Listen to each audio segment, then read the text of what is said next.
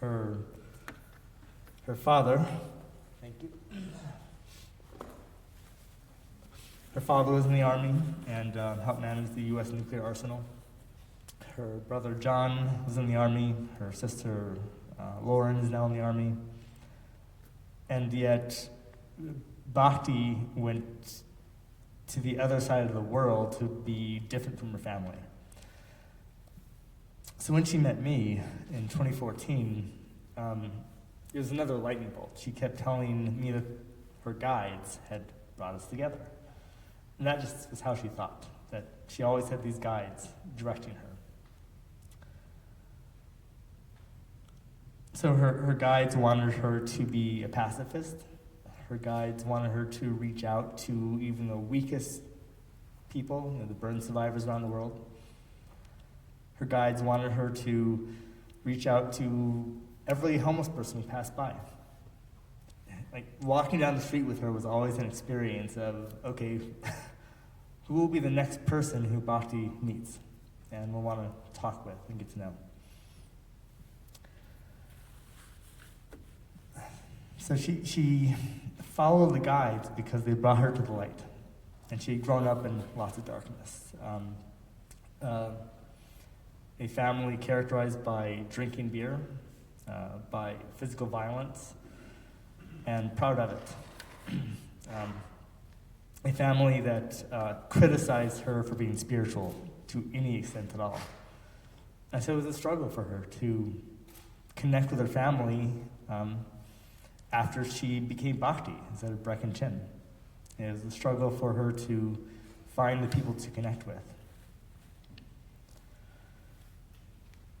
So she sought this light wherever it appeared, and Tucson just happened to be, it is a place, as my friend Pablo keeps reminding me, it's a place filled with light.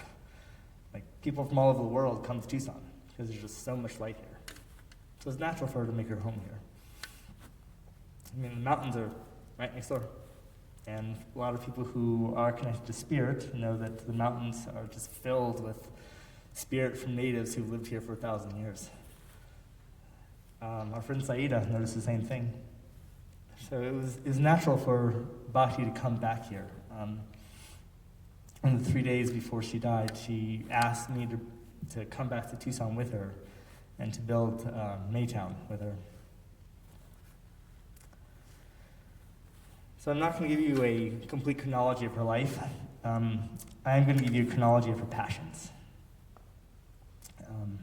She joined the Mormon Church in 1991 because the spiritual connection was so strong that in Japan, she felt assaulted by dark energies.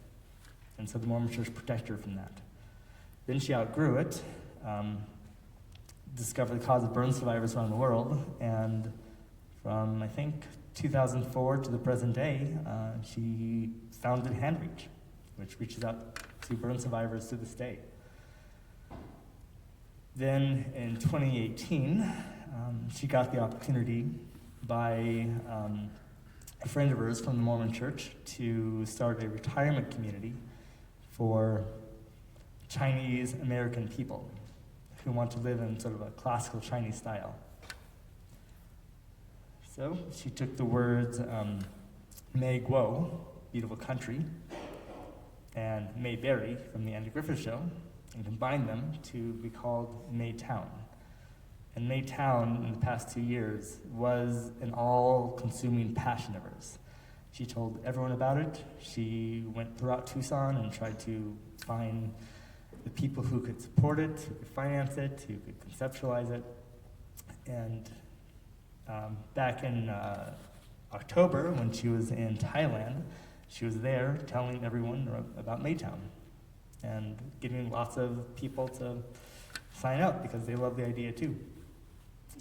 So Maytown is her ongoing life passion.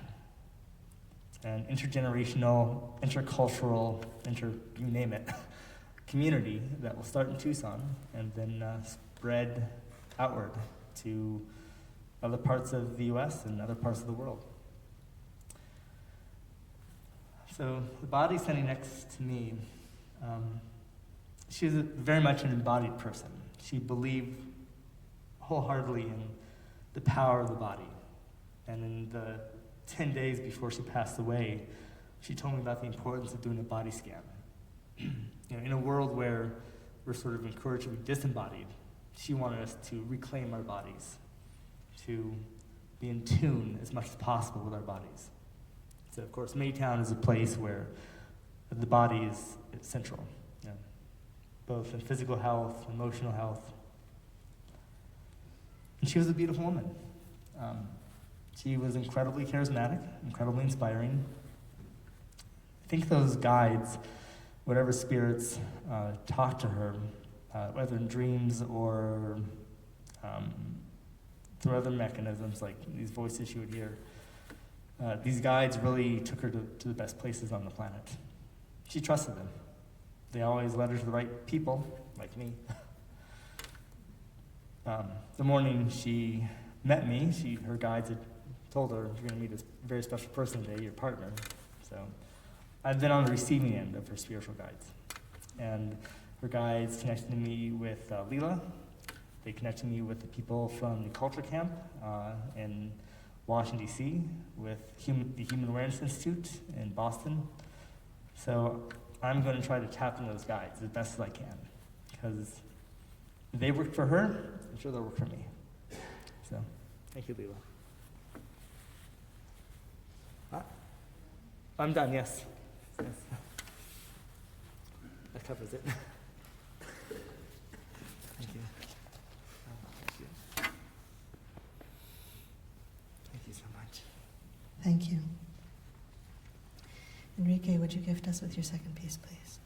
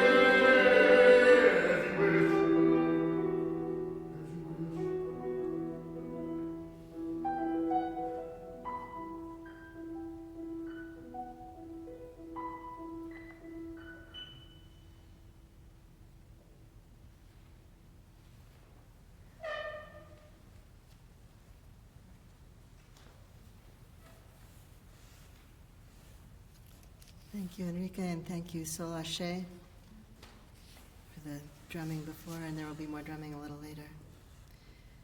We've now invited a few people to share some brief memories of Bhakti's life. Amber?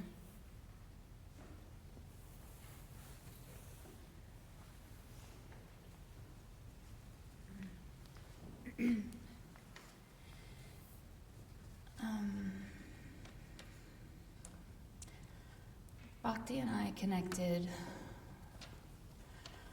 on so many levels, and one of them was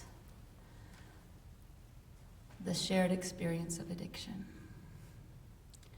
I have fallen and I have risen many times, and the only reason that she didn't rise again is because she's serving us in the non-physical.